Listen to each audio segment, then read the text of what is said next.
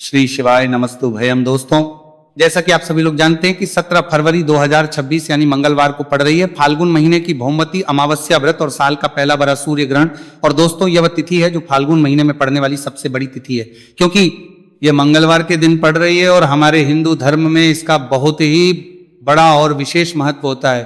पूज्य गुरु जी ने कहा है कि अगर कभी भी मौका लग जाए और फाल्गुन महीने की अमावस्या तिथि मंगलवार को पड़ जाए तो आप लोगों को सिर्फ और सिर्फ 11 गेहूं के दाने वाला उपाय तो अवश्य ही करना चाहिए, क्योंकि इन दोनों तिथियों का संयोग बहुत ही कम आता है। इसी के साथ दोस्तों, गुरुजी ने कहा है कि जब भी फाल्गुन महीने की अमावस्या तिथि पड़े तो आप लोगों को सिर्फ और सिर्फ 11 गेहूं के दाने वाला उपाय तो अवश्य करना। यह उपाय इतना खास है कि अगर आपने सही मुहूर्त पर सही क्रिया अनुसार 11 गेहूं के दाने वाला उपाय कर लिया, जो प्राचीन काल के समय का महा उपाय है, तो मान के चलिए दोस्तों, महादेव जी के आशीर्वाद से आपके जीवन का कितना ही बड़ा दुख हो उससे आपको मुक्ति मिल जाएगी। आपकी कोई भी मनोकामना हो, मान लीजिए आप नौकरी की तैयारी कर रहे थे तो आपकी नौकरी लग जाएगी, आपका बंद पड़ा व्यापार चल पड़ेगा। और दोस्तों, आप जिस बीमारी से आप बहुत दिनों से परेशान थे उस बीमारी से आपको मुक्ति मिल जाएगी। आपके जीवन में धन आना शुरू हो जाएगा, आपके जीवन में धन आने के नए नए रास्ते खुल जाएंगे। और मान के चलिए दोस्तों, फिर आपको किसी भी प्रकार की परेशानी का सामना नहीं करना पड़ेगा। इसीलिए दोस्तों, 17 फरवरी मंगलवार के दिन आप लोगों को इस वाले उपाय को जरूर कर लेना है। भले ही आपने पूरे साल भर इस उपाय को ना किया हो, पर अगर आपने इस फाल्गुन महीने में पड़ने वाली अमावस्या तिथि के दिन अगर इस वाले उपाय को कर लिया तो आपको इस उपाय को करने का वह फल मिलेगा जिसकी आपने कभी भी नहीं करी होगी। इसीलिए आपने लोग इस गेहूं वाले उपाय को एक बार जरूर कर लेना, ताकि आप लोगों के हाथ से यह मौका ना जा सके और आपको इस उपाय को करने का फल मिल सके। दोस्तों, यह उपाय पंडित जी ने अपनी अभी की ही शिव महापुराण की कथा में बताया है। जो इस उपाय को आज हम आपको बहुत अच्छे से समझाने वाले हैं, इस वीडियो को देखने के बाद इस उपाय को समझने के लिए आपको कोई और वीडियो को देखने की जरूरत नहीं पड़ेगी। तो दोस्तों, इस उपाय को आपको कैसे करना है, कब करना है, कहां पर करना, और उपाय को करते समय आपको किन किन गलतियों को नहीं करना है और आपको किन किन बातों का ध्यान रखना है, ये सारी जानकारी हम आपको इस वीडियो में देंगे। तो चलिए भक्तों, उपायों को शुरू करते हैं। अगर आप भी चाहते हैं कि महादेव जी का आशीर्वाद आप पर सदैव बना रहे तो वीडियो को लाइक करें, चैनल को सब्सक्राइब करें और कमेंट बॉक्स में हर हर महादेव जरूर लिखें। और अपने फायदे के लिए, गरीबी दूर करने के लिए इस वीडियो को पूरा देखकर जाना। यदि आज आपने वीडियो को बीच बीच में से देखा, काट काट कर देखा, तो जीवन में आपको कभी सफलता हासिल भी नहीं होगी। दोस्तों, ये 17 फरवरी मंगलवार अमावस्या तिथि का दिन ये इतना खास होता है, इतना महत्वपूर्ण होता है। देखा गया है कभी कभी बड़े बड़े पूजा पाठ अनुष्ठान से जो मनोकामना पूर्ण नहीं होते, वो 17 फरवरी मंगलवार के दिन एक छोटे से उपाय करने से ही आपकी मनोकामना पूर्ण हो जाती है। अब हम समझते हैं इस वाले उपाय को हमें करना किस समय है। इस 11 गेहूं के दाने वाले उपाय को हमें फाल्गुन महीने के मंगलवार के दिन करना किस समय है। तो देखिए, इस उपाय को करने का जो समय है वह सुबह का समय है और शाम का समय है। अब देखिए, यहां पर हम मुख्य रूप से सुबह का समय नहीं बोलेंगे, क्योंकि 17 फरवरी मंगलवार अमावस्या तिथि का दिन है और इस दिन प्रदोष काल के समय का बहुत महत्व होता है। बाकी अगर सुबह के समय भी करेंगे तो भी अच्छा होगा, उसमें कोई भी दिक्कत वाली बात नहीं है।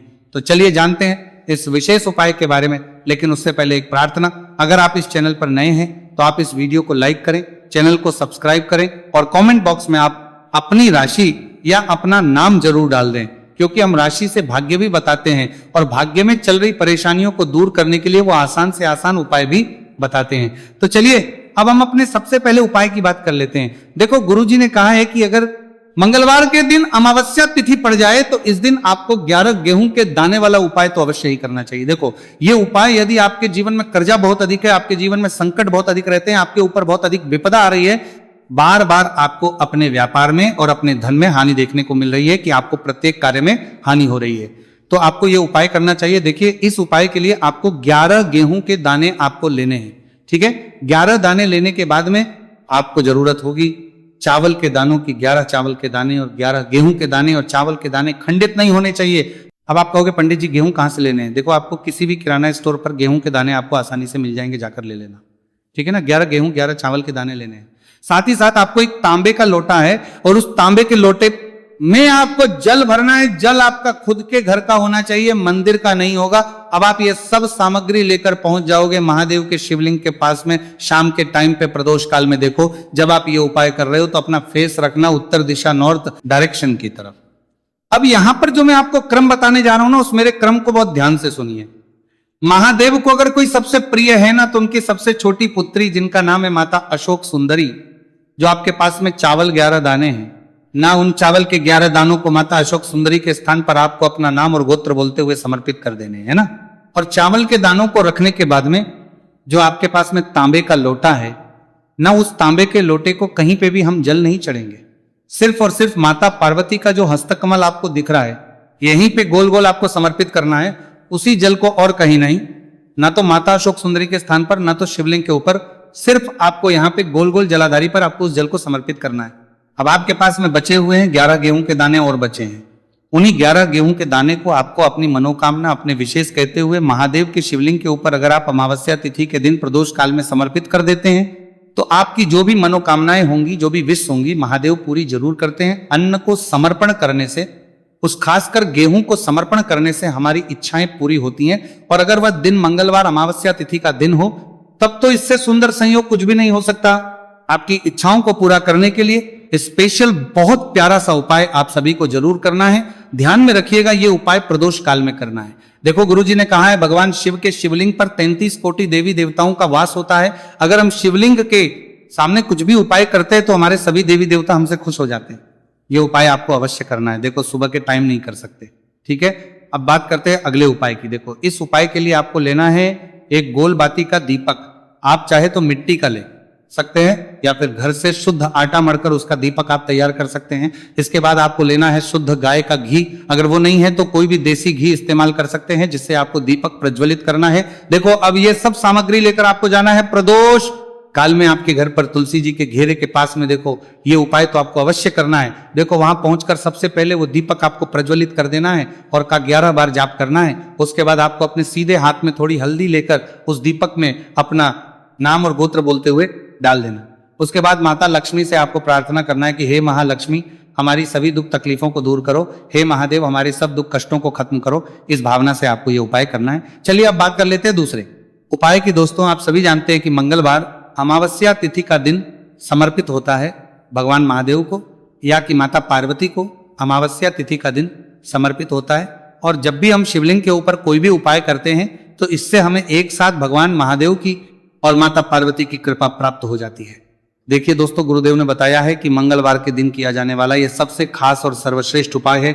7 चने की दाल लेनी है। देखिए आप 7 चने की दाल भी ले सकते हैं, या फिर 11 भी ले सकते हैं, 21 या फिर 108 चने की दाल ले सकते हैं। यदि आप 21 चने की दाल लेते हैं तो ये आपके उपाय के लिए अत्यधिक सर्वोत्तम होता है। तो इस प्रकार से आप कम से कम 7 चने की दाल ले सकते हैं, और अधिक से अधिक आप 108 चने की दाल ले सकते हैं। अब देखिए इसी के साथ में आपको मात्र 1 लोटा शुद्ध जल लेना होगा तांबे के पात्र के अंदर अपने ही घर से, और साथ ही में आपको मात्र 1 से 2 गू के टुकड़े भी लेने हैं। देखिए मंगलवार अमावस्या तिथि का दिन भगवान महादेव को होता है। आपको ये जो सारी सामग्रियां हैं इन्हें लेकर के पहुंच जाना है भगवान शिव के मंदिर में। इस उपाय को आप सुबह से लेकर के शाम तक किसी भी समय में कर सकते हैं, लेकिन यदि आप शाम के समय इस उपाय को करते हैं तो यह उपाय आपके लिए और अधिक सर्वोत्तम होता है। तो यदि आपको प्रदोष काल के समय में मिल जाता है तो फिर आप प्रदोष काल में भी कर सकते हैं, या फिर आप पूरे ही दिन में किसी भी समय इस उपाय को कर सकते हैं। शिव मंदिर पहुंचने के बाद सबसे पहले तो आपको दक्षिण दिशा में बैठ जाना है। उत्तर दिशा की तरफ आपको अपना मुख कर लेना है। लेकिन यदि शिवालय में भीड़ है, शिव मंदिर में भीड़ है, तो फिर आप किसी भी दिशा में बैठकर इस उपाय को कर सकते हैं। तो देखिए सबसे पहले आपके पास जो गुड़ के टुकड़े हैं, जो आप गुड़ के टुकड़े लेकर के आए थे, उन्हें आपको शिवलिंग के सामने ही जो आपके पास एक लौटा जल है उस पात्र में आपको ये गुड़ के टुकड़े डाल देना है। इसी के साथ में आप जो चने की दाल लेकर के थे, चाहे आप 7 चने की दाल लेकर के आए हैं, 11, 21, जितने भी आप चने की दाल लेकर के आए हैं, इस चने की दाल के ऊपर आपको जो आपके पास गुड़ वाला जल आपने तैयार किया है, इसमें से थोड़ा सा जल आपको इस चने की दाल पर डाल लेना है। अब देखिए आपके पास जो गुड़ वाला जल है, इसमें से सबसे पहले थोड़ा सा जल आपको श्री गणेश जी वाले स्थान पर समर्पित कर देना है। श्री शिवाय नमस्तु भयम, इस मंत्र का जाप करते हुए फिर थोड़ा सा जल आपको श्री कार्तिकेय जी वाले स्थान पर समर्पित करना है। श्री शिवाय नमस्तुभयम इस मंत्र का जाप करते हुए फिर थोड़ा सा जल आपको माता अशोक सुंदरी वाले स्थान पर भी समर्पित करना है। श्री शिवाय नमस्तुभयम इस मंत्र का जाप करते हुए फिर थोड़ा सा जल आपको भयम इस मंत्र का जाप करते हुए फिर थोड़ा सा जल आपको माता अशोक सुंदरी वाले हुए। फिर थोड़ा सा जल आपको माता पार्वती के हस्त कमल पर समर्पित करना है और आपको श्री शिवाय नमस्तुभयम इस मंत्र का जाप कर लेना है। अब देखिए दोस्तों, आपके पास जो सा जल और शेष बचेगा इसमें से आपको केवल थोड़ा सा जल शिवलिंग पर अर्पित कर देना है और अंत में आपको उस पात्र में थोड़ा सा जल और शेष बचाना है। पूरा जल आपको शिवलिंग पर अर्पित नहीं करना है, अंत में आपको थोड़ा सा जल और शेष बचाना है। अब देखिए, आप जितनी भी चने की दाल लेकर के आए हैं, अगर आप 7 चने की दाल लेकर के आए हैं तो आपको 7 बार श्री शिवाय नमस्तुभयम इस मंत्र का स्मरण कर लें। यदि 11 चने की दाल लेकर के आए हैं तो फिर आपको 11 बार इस मंत्र का जाप करना है। जितनी भी चने की दाल लेकर के आए हैं उतनी बार आपको श्री शिवाय नमस्तुभयम इस मंत्र का जाप करना है और फिर आपको ये जो चने की दाल है इसे शिवलिंग के ऊपर ही समर्पित कर देनी है। लेकिन आपको ये चने की दाल बृहस्पतिश्वर महादेव का स्मरण करते हुए ही शिवलिंग पर अर्पित कर देनी है और आपको अपनी मनोकामना को भी बोल देनी है। आप जो भी मनोकामना है, चाहे वो धन प्राप्ति को लेकर हो, नौकरी से संबंधित हो, विवाह से संबंधित हो, या फिर आपके मकान जमीन जायदाद से संबंधित हो, चाहे ग्राहक से संबंधित हो, या फिर किसी भी प्रकार की जो मनोकामना है उसे आपको बृहस्पतिश्वर महादेव से परिपूर्ण करने की प्रार्थना कर लेनी है। और इसके बाद आपके पास जो पात्र के अंदर थोड़ा सा से जल और बचा हुआ था, इसे भी आपको धीरे धीरे भगवान शिव की पर ही अर्पित कर देना होगा। श्री शिवाय नमस्तुभयम इस मंत्र का जाप करते हुए पूज्य गुरु जी कहते हैं कि फाल्गुन महीने का मंगलवार अमावस्या तिथि को जो भी व्यक्ति इस प्रकार से यह चमत्कारिक उपाय कर लेता है तो उसकी जो मनोकामना है वह भगवान लक्ष्मी नारायण की कृपा से तथा महादेव की कृपा से बहुत ही जल्द परिपूर्ण हो जाती है। बात करते हैं अगले उपाय की। देखो, इस उपाय के लिए आपको मात्र 2 लौंग लेनी होगी, या कि आपको लौंग का जोड़ा लेना है। 2 फूल वाली आपको लौंग लेनी है। लौंग का जोड़ा कहीं से भी खंडित नहीं होना चाहिए, इस बात का ध्यान रखें। इसी के साथ में आपको लेना होगा लाल चंदन का पाउडर। देखिए, यदि आपके पास लाल चंदन की लकड़ी है तो उसे घिसकर भी आप चंदन के रूप में प्रयोग कर सकते हैं। यदि पाउडर है उसका भी आप अपने उपाय के लिए प्रयोग कर सकते हैं। देखिए, चंदन जो है वो तेज का प्रतीक माना गया है और साथ ही साथ जीवन के अंधकार को दूर करने का प्रतीक माना गया है। अब इसी के साथ में आपको मात्र 1 तांबे के पात्र के अंदर शुद्ध जल लेना होगा अपने घर से। अब दोस्तों, ये तीनों सामग्री लेकर के सीधे आपको पहुंच जाना होगा भगवान शिव के मंदिर में। देखिए, इसी के साथ में आपको एक गोल बाती का दीपक भी लेना होगा।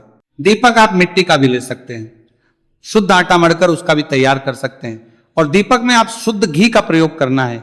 लेकिन जैसे ही आप इन सभी सामग्रियों को मंदिर में लेकर के पहुंचेंगे, मंदिर में जैसे ही आप चौखट के वहां पर पहुंचेंगे तो मंदिर की चौखट के सीधे तरफ आप जो अपने साथ एक गोल बाती का दीपक लेकर के आए हैं उसे आपको सबसे पहले तो प्रज्वलित कर देना है। यानी कि जैसे ही आप मंदिर की चौखट के वहां पर प्रवेश करते हैं तो उसके सीधे तरफ आपको ये गोल बाती का दीपक प्रज्वलित कर देना है। अब देखिए, जैसे ही ये दीपक प्रज्वलित करेंगे तो आपकी जो भी मनोकामना है उससे आपको बोल देना है। आप इस दीपक को इस प्रकार से प्रज्वलित करने के बाद इन सभी सामग्रियों को शिवलिंग के पास में लेकर पहुंच जाना है। अब देखिए दोस्तों, आपके पास जो एक तांबे के पात्र के अंदर शुद्ध जल है उसमें से आपको केवल आधा लोटा जल ही भगवान शिव के शिवलिंग पर अर्पित करना है। आधा लोटा जल आपको उसी पत्र के अंदर बचा लेना है। अब दोस्तों, पास जो 2 लौंग है यानी कि लौंग का जोड़ा है, उससे आपको अपना नाम और अपने गोत्र को बोलते हुए आपकी जो भी समस्या चल रही है, आपके जीवन में जो भी परेशानी उत्पन्न हो रही है, उन्हें आपको बोल देना है। और ये जो लौंग का जोड़ा है इसे आपको भगवान शिव के शिवलिंग पर अर्पित कर देना है। जैसे आप ये 2 लौंग शिवलिंग पर चढ़ाएंगे तो अपना हाथ जो है वहां पर आपको रखना है और महादेव से आपको करनी है कि मेरे जीवन की ये जो परेशानियां हैं ये सभी दूर हो जाए। यानी कि आपके जीवन में धन की संबंधित परेशानी चल रही है, कर्ज की समस्या चल रही है, बच्चों का पढ़ाई लिखाई में मन नहीं लग पा रहा है, घर के जो आर्थिक संकट है वो सभी दूर हो, व्यापार आपका ढंग से नहीं चल पा रहा है, घर में रोग की स्थिति बनी हुई है। यानी कि जिस भी प्रकार की आपकी समस्याएं हैं उसे आपको बोल देना है और महादेव से इन सभी समस्याओं को दूर करने के लिए आपको प्रार्थना कर लेनी है।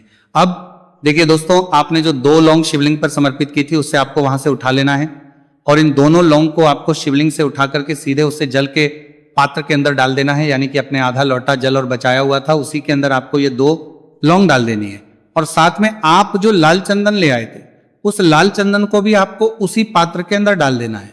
यानी कि आधा लोटा जल और बचा हुआ है तो उसी आधे लोटे जल के अंदर आपको ये लाल चंदन भी डाल देना है।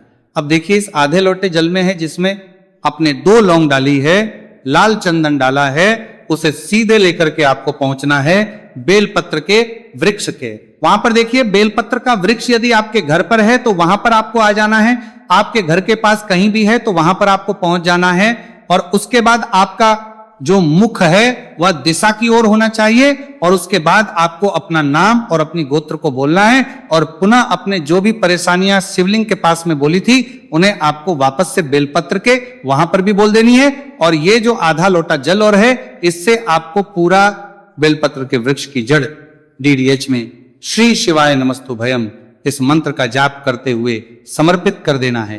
तो बस इतना सा उपाय आपको करना है। जो भी आपकी परेशानी है, समस्या है, उससे महादेव निश्चित ही दूर करेंगे।